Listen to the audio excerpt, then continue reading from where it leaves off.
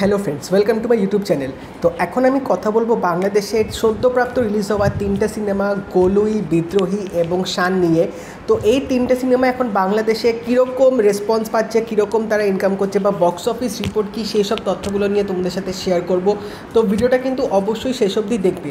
তো প্রায় বলা যেতে পারে এখন বাংলাদেশের যেসব হলগুলোতে এই সিনেমাগুলো রিলিজ হয়েছে অনেক বছর পর সবকটা হলে মোটামুটি এরকম আমরা যে দৃশ্যগুলো দেখতে পাচ্ছি সেগুলো কিন্তু অনেক আগে দেখতে পেতাম। যেরকম প্রত্যেকটা হলে হাউসফুল বোর্ড টাঙিয়ে দিচ্ছে, প্রত্যেকটা হলে সিনেমা দেখার জন্য টিকিটের চাহিদা এত বেড়ে যাচ্ছে যে যার জন্য শো বাড়াতে বাধ্য হচ্ছে হল মালিকরা, এবং অনেক জায়গাতে আবার এক্সট্রা শো দিয়েও সেখানে দর্শক ভর্তি হয়েও মানে এমন পরিস্থিতি হয়ে যাচ্ছে যে এক্সট্রা শো বাড়ানোর জন্যেও কিন্তু অনেক দর্শকরা আবেদন করছে। তো এই সব জিনিসগুলো কিন্তু দেখে বেশ ভালো লাগছে, কারণ বাংলা সিনেমার জন্য যে দর্শকরা আবার হলমুখী হচ্ছে, সব পরিবারে গিয়ে যে বাংলা সিনেমাগুলো দেখছে তারা উপভোগ করছে এবং সিনেমাগুলো যে ভালোও লাগছে তাদের, সেটা কিন্তু সত্যি একটা বড় পাওনা। এবং সবচেয়ে বড় পাওনা হচ্ছে শাকিব খানের দুটো মুভি রিলিজ হচ্ছে। তো সেই করোনার মধ্যে যে 2-2.5 বছরের যে একটা গ্যাপ ছিল, এত বছর পর বাংলাদেশের দর্শকরা এত ভালো সিনেমা পেয়েছে যে তারা কিন্তু এই ঈদটা রীতিমতো পরিবার নিয়ে আনন্দ করছে, বন্ধুবান্ধবদের নিয়ে সাথে কিন্তু ফিল্মটা দেখছে এবং বেশ একটা ভালো সময় কিন্তু কাটছে। তো কথা বলবো এই তিনটে সিনেমা এখন বক্স অফিসে কীরকম দাপিয়ে বেড়াচ্ছে এবং কার পাল্লা বেশি ভারী এই তিনটে সিনেমার মধ্যে। তো প্রথম যদি কথা বলি গোলুই নিয়ে, গোলুই কিন্তু রীতিমতো দর্শকদের মধ্যে একটা উদ্দীপনা বাড়িয়ে দিয়েছে। তো এখানে বলে রাখি, গোলুই কিন্তু বেশ ভালো ব্যবসা করছে এবং দর্শকদের মধ্যে কিন্তু এই সিনেমা দেখার জন্য চাহিদা দিনকে দিন বাড়ছে, কারণ যত দিন যাচ্ছে এই সিনেমার কিন্তু শো আরও বাড়ানো হচ্ছে। স্পেশালি যেহেতু গোলুই সিনেমাটা মানে গ্রাম বাংলা কেন্দ্র করে বানানো হয়েছে, মানে গ্রামের সাইডে যেরকম প্রেমগুলো হয় সেই জিনিসটাকে বেশি তুলে ধরেছে, সেই জন্য আমরা বেশি দেখতে পাচ্ছি যে বাংলাদেশের যে একটু ভেতরের যে গ্রাম বাংলার যে অঞ্চলগুলো আছে সেখানের যে থিয়েটারগুলো আছে ওখানে কিন্তু গোলুই বেশ রমরমিয়ে চলছে এবং সেখানের অডিয়েন্সরা কিন্তু গোলুই সিনেমা দেখে বেশ স্যাটিসফাইড, তারা কিন্তু বেশ ভালো রিভিউ দিচ্ছে এবং শাকিব খানকে তারা এরকম অবতারে যে দেখতে পাচ্ছে সেটা কিন্তু তাদের কাছে উপরেই একটা পাওনা বলা যেতে পারে। এবং সিনেমাটা নিয়েও কিন্তু অনেক রকম পজিটিভ রিভিউ আসছে। তো সেখান থেকে সিনেমাটা যেরকম কালেকশন করছে বলা যেতে পারে এই সিনেমাটা কিন্তু প্রফিটেবল হতে পারে যদি এই ব্যবসাটা, যদি এই রানটা ধরে রাখতে পারে এই সপ্তাহ এবং তার পরের সপ্তাহতেও। এবং আমার মনে হয় গোলুই সিনেমাটা অনেক দিনই এরকম হয়তো হাউসফুল চলবে।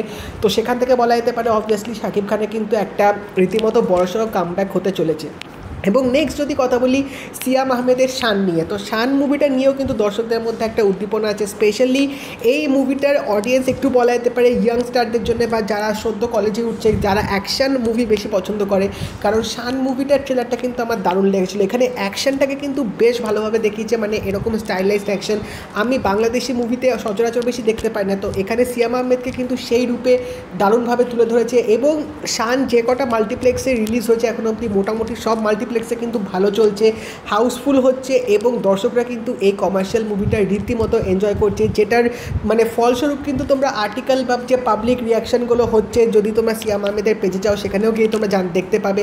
এবং এই মুভিটা যেহেতু পূজা চেরি আছে, তো পূজা চেরি নিজের অফিসিয়াল হ্যান্ডেল থেকেও কিন্তু অনেক পাবলিক রিয়াকশানের ভিডিও ছেড়েছে এবং হল ভর্তি যে দর্শকরা কীরকম সিনেমাটা এনজয় করছে সেগুলো গিয়ে কিন্তু তোমরা দেখতে পাবে ভিডিওতে।